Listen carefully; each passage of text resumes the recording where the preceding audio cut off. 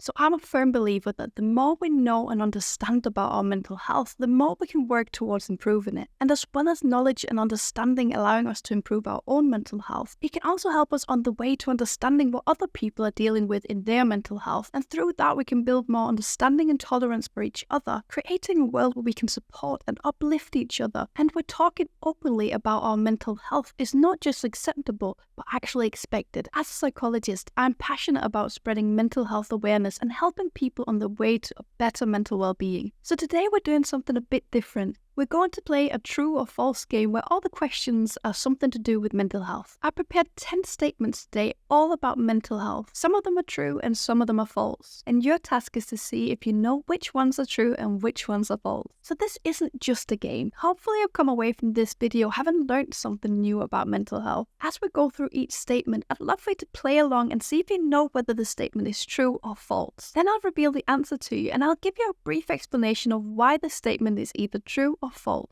Hopefully we can debunk some myths today and we can deepen our understanding on just a few topics of mental health. Try keeping track of your answers and mark down whether you got it right or wrong. And don't worry if you do get some wrong. The goal here is to learn and grow together. So are you ready to challenge some common misconceptions of mental health and to hopefully expand your own knowledge? Let's get started. So the first statements that I've got for you today is that high stress always leads to mental health problems. Now I'll give you a moment to figure out whether you think this is true or false. This first one is false. Did you get it? So when we talk about stress, there's a really important distinction between long-term stress and short-term stress. Long-term stress and what we sometimes call chronic stress can cause big problems in both our mental and physical health. Long-term stress is what we see when the stress builds up over a longer period of time and when we don't tackle the underlying causes. In long-term stress, we'll typically see a gradual build-up of symptoms where both cognitive, physical, and emotional symptoms keep building up over a longer period of time. If not dealt with, these symptoms can grow to be really quite severe in nature and cause big problems in both our physical and mental health. Short-term stress, on the other hand, can actually boost our performance. This is because of the body's fight or flight response, which releases hormones like adrenaline and cortisol into our system. These hormones increase alertness and energy, and short-term they can increase our attention, focus, and even our memory in challenging situations. When stress is acute and well managed, it activates key areas of the brain such as the amygdala, hippocampus, and the prefrontal cortex, enhancing cognitive functions necessary for quick decision-making and effective problem-solving. So when talking about stress, it's important to make this distinction between short-term and long-term stress. Short-term stress can be beneficial to us and increase performance, whereas long-term stress can lead to negative health and psychological outcomes. So the next statement is that physical exercise can be as effective as medication for mild to moderate depression. What's your money on this one? True or false? This is true. Physical exercise is increasingly recognized for its mental health benefits, particularly in managing mild to moderate depression. Research suggests that regular exercise can be as effective as medication in some cases. The biological mechanism behind this involves the release of endorphins and neurotransmitters like serotonin and dopamine, which are known to improve your mood and reduce symptoms of depression. Studies show that just walking 30 minutes a day significantly reduces the risk of depression. So not only does exercise improve your physical health, it's also a powerful tool to improve your mental well-being, and it offers a natural and accessible way to prevent and manage depression. The next statement is that mental health conditions are always lifelong conditions. What do you think on this one? True or false?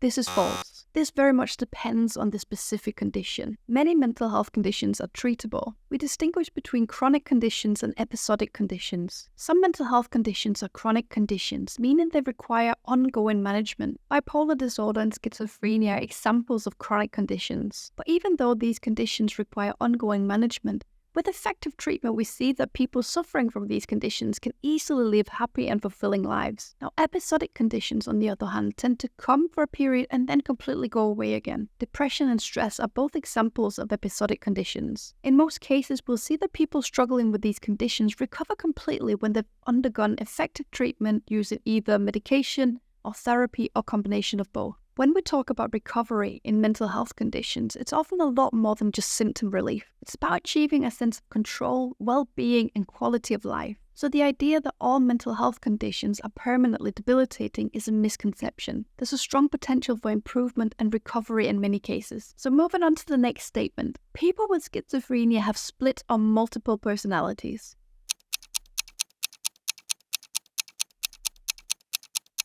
This one is also false. The myth that schizophrenia involves having split or multiple personalities is a common misconception. Schizophrenia is a complex psychiatric disorder which is characterized by symptoms like hallucinations, delusions, disorganized thinking, and impaired social functioning. It does not involve a person having multiple distinct identities or personalities. In fact, this is a characteristic of a completely different disorder known as dissociative identity disorder, or DID for short. Research in the field of psychology has long distinguished between schizophrenia and DID. Now, it's easy to see where this misconception that people suffering from schizophrenia have multiple personalities, because this is often how we see it portrayed in popular media. In reality, someone with schizophrenia might experience a distorted perception of reality, like hearing voices or holding false beliefs, but they remain a single identity. Right, so on to the next statement, which is that learning new skills can enhance mental well-being and protect against cognitive decline. What do you think about this one? True or false?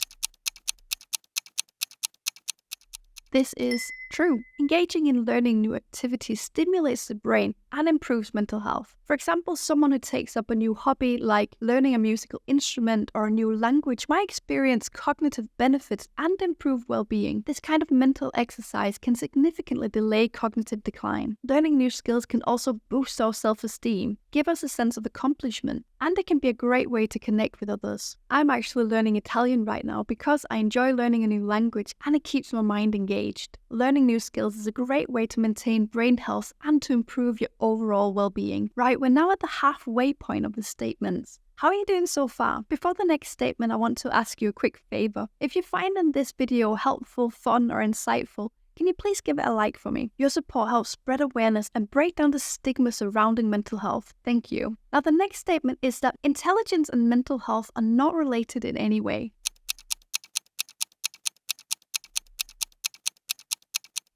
This is false. Research shows that there's a really complex relationship between mental health and intelligence. Studies suggest that a higher intelligence might be linked to an increased risk of anxiety and depression, possibly due to factors like deeper introspection. On the other hand, some mental conditions like schizophrenia can be associated with cognitive challenges. So the interplay between mental health and intelligence is very nuanced, and it varies depending on specific conditions. But research definitely suggests that there is a complex relation between intelligence and mental health. Right, so ready for the next statement. Obsessive-compulsive disorder just means being neat and orderly.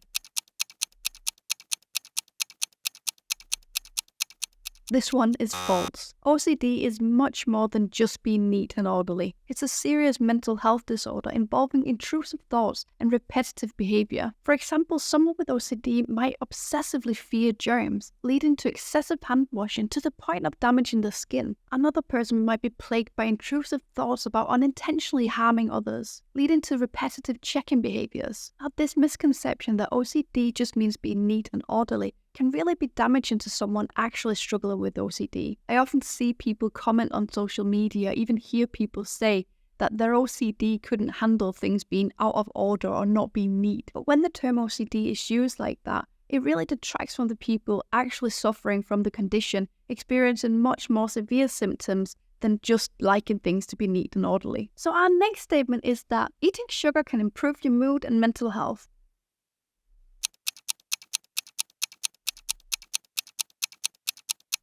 This is another false one. While sugar can provide a temporary mood boost, excessive sugar consumption is linked to higher rates of depression and anxiety. A diet high in sugar might lead to short-term pleasure, but it can have negative long-term effects on mental health. So while sugar might give you a quick mood lift, its long-term effect on mental health can be negative, suggesting that moderation is key. The next statement is that laughing can reduce anxiety and other negative emotional states. Now, is this true or false?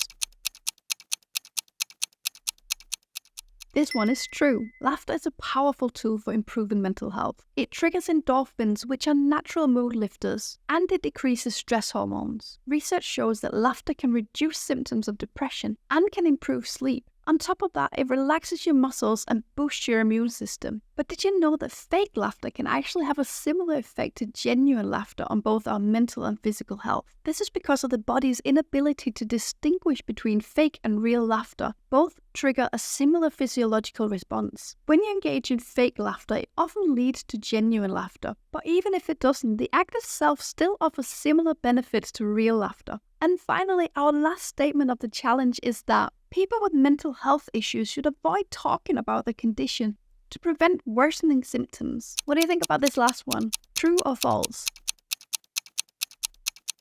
This is false. The idea that discussing mental health issues can worsen symptoms is a misconception. On the contrary, research and clinical practice have shown that open communication about mental health struggles can be a crucial part of managing and overcoming the issues. This is because talking about it helps reduce stigma, provides support, and enables a better understanding and management of the condition. In fact, avoiding these conversations can lead to increased isolation and stress, potentially worsening the symptoms. So if you're worried about your mental health in any way, I strongly encourage you to open up and speak to someone about it. That can be to friends or family for support, or it can be to a mental health professional for help and treatment. Either way, opening up and initiating conversation will make you feel better. And that wraps up our true or false mental health challenge. How many did you get right? Let me know in the comments. Maybe you got them all right, or maybe you learned something new along the way. I upload new psychological insights, tips, and tools on this channel every week. If you're not already, I'd love for you to subscribe so we can meet again. Thank you for watching this one. Take care and bye for now.